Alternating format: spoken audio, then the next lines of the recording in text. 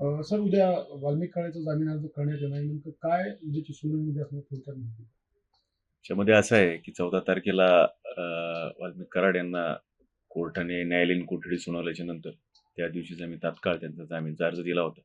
त्या जामीनचा अर्ज दिल्याच्या नंतर सन्मान्य कोर्टाने त्याच्यावरती सरकार पक्षाचा आणि तपासी अधिकाऱ्याचं जे आहे त्याचं उत्तर मागवलं आणि ते उत्तर मागवल्याच्या नंतर त्याची सुनावणी काल ठेवली होती आणि त्यांनी त्याच्यामध्ये तपासी अधिकारी असतील आणि सरकार पक्षाने त्याच्यामध्ये त्यांचं लेखी उत्तर दाखल केलेलं आहे.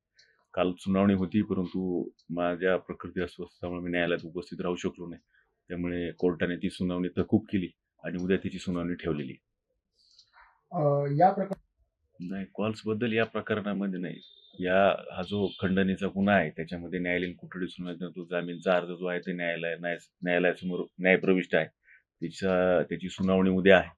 बेसिकली त्याच्यामध्ये आमच्या पक्षकाराचं असं म्हणणं आहे या गुन्ह्याशी जो आहे त्यांचा काही संबंध नाहीये, प्रत्यक्ष किंवा अप्रत्यक्ष. त्यांच्यावरती जे आरोप केलेले आहेत ते आरोप केवळ एक मीडिया प्रेशरखाली आणि एकंदर या गुन्ह्याची पार्श्वभूमी जर पाहिली तर त्यांना या खंडणीच्या गुन्ह्यामध्ये विनाकारण गवलेलं आहे आणि त्यांच्याविरुद्ध कुठलाही पुरावा नसताना त्यांना या प्रकरणात आरोपी केलेला आहे, असा त्यांचा एकंदर न्यायालयासमोर स्टँड आहे. प्रकरण दाखल करायला झालेला जो उशीर आहे आणि तो जो उशीर झालाय तो हे दर्शवतो की त्यांना इंटेन्शनली या प्रकरणामध्ये गुंतवलेलं आहे आणि मुळामध्ये त्यांनी जो त्यांच्यावरती कलम लावलेले आहेत ते कलम जर पाहिले तर 308, 1, 2, 3, 4, 5 जे हे कलम आहेत आपण जर पाहिले तर प्रत्येक कलमामध्ये त्याची वेगळी वेगळी डेफिनेशन दिली. त्यानुसार ते जर पाहायला गेलं तर खंडणी मागितली, खंडणी दिली आणि खंडणी घेतली.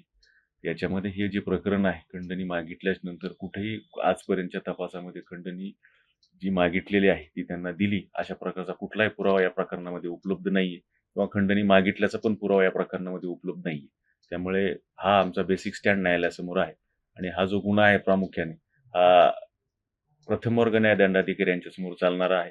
या 2-3 बाजू कोर्टाने कन्सिडर करून आम्हाला जामीन द्यावा हा स्टँड आमचा न्यायालयासमोर आहे. उद्या न्यायालयात युक्तिवाद आहे.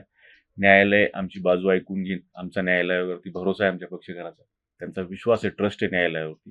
कदाचित आमची बाजू ऐकून घेऊन सन्मान्य कोर्ट उद्या काय आदेश करेल हे उद्या सांगता येईल. आज त्या गोष्टी काही सांगता येणार नाही. 15 मधले किती गुन्हे नेमके? त्यांच्यावरती एकंदर त्यांच्या गुन्ह्याच्या संदर्भाने आम्ही आमच्या पक्षकारांनी त्यांच्या गुन्ह्याच्या संदर्भात ज्या बातम्या प्रकाशित झाल्या किंवा जे झालं त्याच्यानंतर आमच्या पक्षकारांनी संबंधित तपासी अधिकारी यांच्याकडे त्यांच्यावर दाखल गुन्ह्याची यादी 14 गुन्हे त्यांच्यावरती दाखल होते. त्याच्यापैकी त्यांच्यावरती 11 ते 12 गुन्हे त्या गुन्ह्यातून ते दोषमुक्त झालेत. 1 ते 2 गुन्हे जे पेंडिंग आहेत ते जे आहेत ते राजकीय आंदोलनाच्या संदर्भामध्ये परळी न्यायालयात पेंडिंग आहेत त्यांच्यावरती. बाकीचे इतर गुन्ह्यामधून त्यांना दोषमुक्त केलेलं आहे याची माहिती तपासी अधिकाऱ्याकडे वाल्मिक कराड यांनी स्वतःहून दाखल केलेली आहे.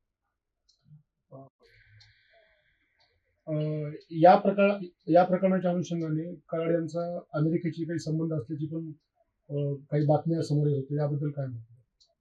नाही, मला तिथं ते टीव्हीवरनं म्हणजे टीव्हीतल्या बातम्या ऐकूनच समजलं. त्याच्याबद्दल मी काही सांगू शकत नाही. परंतु न्यायालयाच्या समोर असा कुठलाही आजपर्यंत हा भाग आलेला नाहीये किंवा त्यांचं कनेक्शन आहे किंवा नाही याबद्दल तपासी अधिकारीच योग्य ते खुलासा करू शकतील.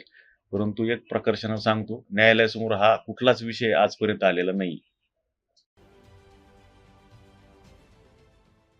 देश विदेशातील प्रत्येक घडामोडींचे लाईव्ह अपडेट मिळवण्यासाठी आता साम टीव्हीच्या सर्व सोशल मीडिया प्लॅटफॉर्मला लाईक, फॉलो आणि सबस्क्राईब करा.